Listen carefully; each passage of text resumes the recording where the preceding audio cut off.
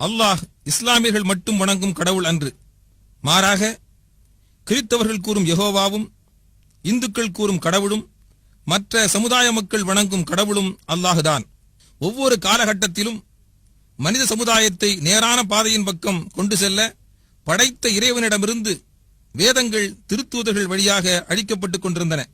கிறித்தவ வருடம் 7வது நூற்றாண்டில் வேதங்களின் இறுதி நாள் வரை உள்ள மனிதர்களுக்கு அளிக்கப்பட்ட வேதம்தான் திருக்குர்ஆன் ஆகும். அறிவியல் முன்னேற்றத்தால் மனிதனின் வளர்ச்சி அதிகமாக இருந்தாலும் 14 நூற்றாண்டுகளுக்கு முன் இறக்கியருளப்பட்ட இந்த திருக்குர்ஆனின் எந்த ஒரு கருத்தும் தவறானது என்று இன்று வரை எவராலும் நிரூபிக்க முடியவில்லை. அதைப்போல் குர்ஆனில் கூறப்பட்ட வரலாற்று செய்திகள் 100% உண்மையானவை என்பதை இப்பூமியில் பயணம் சென்றால் நம்மால் உணர முடியும். பூமியில் பயணம் செய்து கடந்த கால வரலாற்றை படித்து படிப்பினை பெற திருக்குர்ஆன் நமக்கு கட்டளையிடுகிறது. சூரா அன்-நம்ல் அத்தியாயம் 27 வசனம் 69. قُلْ سِيرُوا فِي الْأَرْضِ فَانظُرُوا كَيْفَ كَانَ عَاقِبَةُ الْمُجْرِمِينَ. பூமியில் பிரயாணம் செய்து குற்றவாளிகளின் முடிவு என்னாயிற்று என்று பாருங்கள் என்று அவர்களிடம் நபியே நீர் கூறுவீராக. திருக்குர்ஆனில் கூறப்பட்ட கட்டளையின் உணர்வு துண்டுதலால் நாங்கள் மேற்கொண்ட பயணத்தில் எங்களால் பார்க்க முடிந்த வயலாற்று உண்மைகளைத்தான் நீங்கள் காண இருக்கீர்கள். ஆதம் அலைஹிஸ்ஸலாம் முதல் முஹம்மது நபி ஸல்லல்லாஹு அலைஹி வஸல்லம் வரையுள்ள வரலாற்று நிகழ்ச்சிகள் கால வரிசையின்படி நாங்கள் தொகுத்துள்ளோம். இதற்காக நாங்கள் Saudi Arabia, Egypt, Jordan, Oman, UAE, Iran, Armenia, Soviet Georgia, Turkey, Lebanon, Iraq, Kurdistan, Yemen ஆகிய நாடுகளில் பாலைவனங்கள், மலைகள், கடல் மற்றும் பட்டணங்களும் சிறு சிறு ஊர்களும் சுற்றி பல பல காட்சிகள் உங்களுக்கு முன் உங்கள் பார்வைக்காக வைக்கிறேன். ஆதம் அலைஹிஸ்ஸலாம் பல கோடி உயிரினங்களிலிருந்து வேறுபட்டு பகுத்தறிவுடன் இறைவனால் சொர்க்கத்தில் படைக்கப்பட்டு இவ்வுலகத்திற்கு அனுப்பி வைக்கப்பட்ட படைப்புதான் மனிதன். மக்காவிலிருந்து சிறிது தூரத்தில் உள்ள அரஃபாவிலே ஜபலுர் ரஹ்மா என்ற இந்த மலையில்தான் மனித இனத்தின் ஆதிபிதா ஆதம் அலைஹிஸ்ஸலாம் அவர்களும் ஆதித்தாய் ஹவ்வா அலைஹிஸ்ஸலாமும் இவ்வுலகில் முதலாக சந்தித்துக் கொண்டார்கள் என்பது கருத்தாகும்.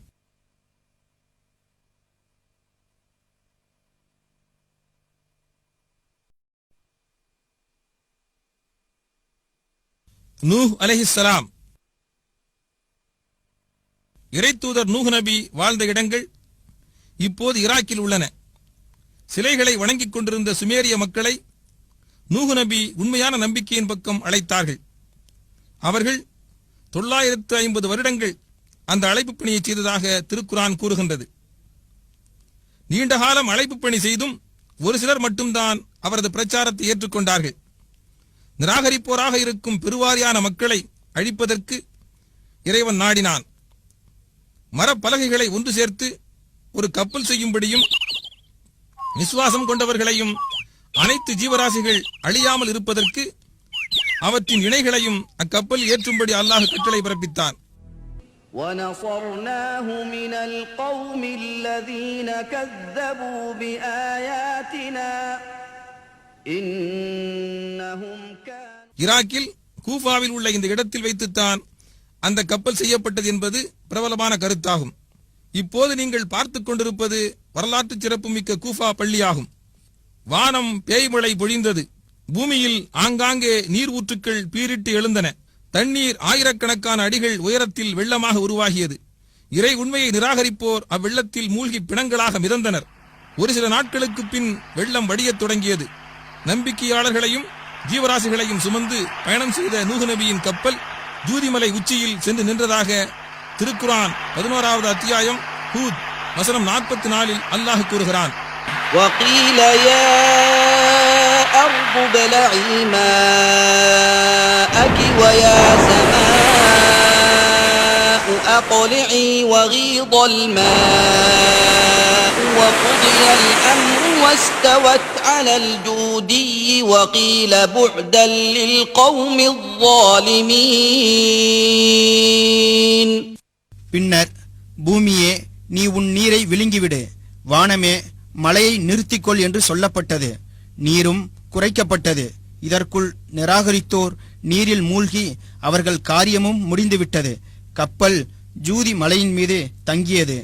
அநியாயம் செய்த மக்களுக்கு இத்தகைய அழிவுதான் என்று கூறப்பட்டது. நூஹ் நபியின் கப்பல் சென்று தங்கிய மலைப்பகுதி துருக்கி நாட்டில் குர்திஸ்தான் என்னும் நகரத்தின் வடக்கு பகுதியிலிருந்து பார்க்கும் பொழுது 6800 அடி உயரத்தில் உள்ளது. துருக்கியின் கிழக்கு பகுதியில் ஆர்மேனியா எல்லைக்கு சமீபத்தில் இருக்கின்ற பனி மூடியுள்ள இந்த மலைப்பகுதியிலிருந்து 300 கிலோமீட்டர் தொலைவில் தான் ஜூதி மலை அமைந்துள்ளது. ونصرناه من القوم الذين كذبوا بآياتنا إنهم كانوا قوم سوء فأغرقناهم أجمعين.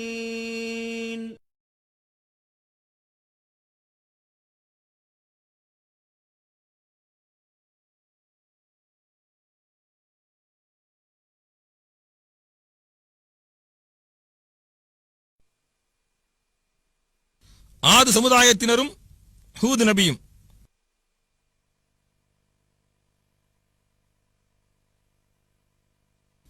ஏறத்தாழ 7000 ஆண்டுகளுக்கு முன்னர் இன்று ஓமான் என்று அழைக்கப்படுகிற நாட்டை சார்ந்த சிசுர் என்னும் ஊரில் புதைந்து போனதும் கிபி 1992 ஆண்டில் நடைபெற்ற புதைபொருள் ஆராய்ச்சியின் போது கண்டுபிடிக்கப்பட்டதுமான அஹ்காஃப் என்ற உபார் என்னும் இடத்தை நோக்கி போய்க் கொண்டிருக்கிறோம். இது ஓமான் நாட்டைச் சேர்ந்த சலாலா என்ற நகரமாகும். இங்கிருந்து 172 கிலோமீட்டர் தூரம் பாலைவனம் வழியாக பயணம் செய்தால் உபாரை அடையலாம். ஹூத் நபியின் கூட்டத்தார்களான ஆது சமுதாயத்தினர் வாழ்ந்திருந்த இடம்தான் உபார்.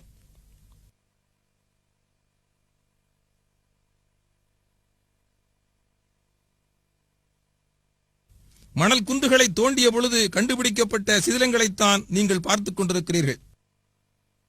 திருக்குரான் ஹூத் அத்தியாயம் வசனம் 50 அல்லாஹ் கூறுகிறான், وإلى عاد أخاهم هودا قال يا قوم اعبدوا الله ما لكم من إله غيره إن أنتم إلا مفترون. ஆது சமூகத்தாரிடம் அவர்களுடைய சகோதரர் ஹூதை நம் தூதராக அனுப்பி வைத்தோம். அவர் சொன்னார், என்னுடைய சமூகத்தாரே, அல்லாஹுவையே நீங்கள் வணங்குங்கள். அவனன்றி வேறு இறைவன் உங்களுக்கு இல்லை. நீங்கள் பொய்யர்களாகவே தவிர வேறில்லை.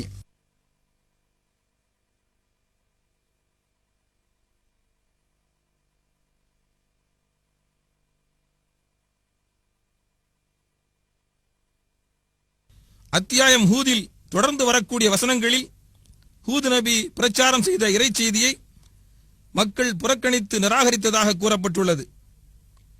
ஆது சமுதாயத்தினருக்கு தண்ணீரை சுபிட்சமாக கொடுத்தான். இது அவர்கள் அன்று பயன்படுத்திய ஒரு கிணறாகும். இக்கிணற்றில் இப்பொழுதும் தண்ணீர் சுபிட்சமாக நிறைந்துள்ளது. திருக்குரானின் அத்தியாயம் அல் ஃபஜ்ர் 89வது அத்தியாயம் 6 முதல் 8 வரை உள்ள வசனங்களில் அல்லாஹ் கூறுகிறான், ألم تر كيف فعل ربك بعاد إرم ذات العماد التي لم يخلق مثلها في البلاد. உம்முடைய இறைவன் ஆது கூட்டத்தை என்ன செய்தான் என்பதை நீர் பார்க்கவில்லையா? அவர்கள் தூண்களுடைய இரம் நகர வாசிகள். அவர்கள் போன்ற ஒரு சமுதாயம் எந்த நாடுகளிலும் படைக்கப்படவில்லை. இது மேற்குறித்த தூண்களின் சிதிலமடைந்த ஒரு மாதிரியாகும். كذبت عاد فكيف كان عذابي ونذر إنا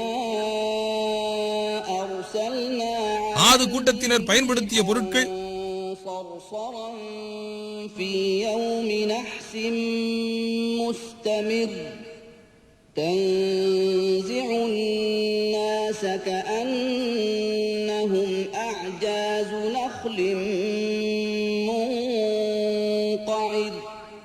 கல்லில் செய்த நாணயங்கள் في هذه الدنيا لعنة ويوم القيامة ألا إن عادا குங்கிலிய மரம் அந்த காலத்தில் சாம்பிராணி மரங்கள் அதிகமான அளவில் வளர்க்கப்பட்டு அதன் பிசினிலிருந்து வாசனை திரவியங்கள் மற்றும் மருந்துகள் தயாரிக்கப்பட்டு ஏற்றுமதி செய்து செல்வ வளம் பெற்ற ஆது சமுதாயத்தினர் சிலைகளை வணங்கவும் உண்மை நெறியை மறுக்கவும் தொடங்கிய போது ஹூத் நபி அல்லாஹ் வழங்கும் தண்டனையை பற்றி அவர்களுக்கு முன்னெச்சரிக்கை செய்தார். ஆனால் அவர்களோ அதையும் மறுத்துவிட்டார்கள். ஹூத் நபியையும் உண்மையான விசுவாசிகளையும் பாதுகாத்து அல்லாஹ் நிராகரிப்போரை அளித்தான். திருக்குரான் அத்தியாயம் அல்-ஹாக்கா 69 வசனங்கள் 6 மற்றும் 7 அல்லாஹ் கூறுகிறான், وأما عاد فأهلكوا بريح صرصر عاتية سخرها عليهم 7 ليال و8 أيام حسوما فترى القوم فيها صرعى كأنهم أعجاز نخل خاوية. இன்னும் ஆது கூட்டத்தாரோ பேரொளியோடு வேகமாக சுழன்றடித்த கொடுங்காற்றினால் அழிக்கப்பட்டனர். அவர்கள் மீது அதை 7 இரவுகளும் 8 பகல்களும் தொடர்ந்து வீசச் செய்தான். இப்பொழுது உபாரை சுற்றிலும் யாருமற்ற பாலைவனம் மட்டுமே உள்ளது. அன்று வீசிய சூறாவளியினால் குவிக்கப்பட்ட மணல் வெளியில் ஒரு சிறு பகுதி மட்டுமே தோண்டப்பட்டுள்ளது. மணல் பிரதேசங்களான மேலும் அகழ்ந்து ஆராய்ந்தால் உபாரில் அவர்கள் வாழ்ந்த இடங்களில் பல சான்றுகள் கிடைக்கலாம். كفروا ربهم ألا بعدا لعاد قوم هود كذبت عاد فكيف كان عذاب. செல்வச் செழிப்பில் தன்னை மறந்து வாழும் மனித இனமே, வரலாற்றிலிருந்து பாடம் பெறுக. إنا أرسلنا عليهم ريحا صرصرا في يوم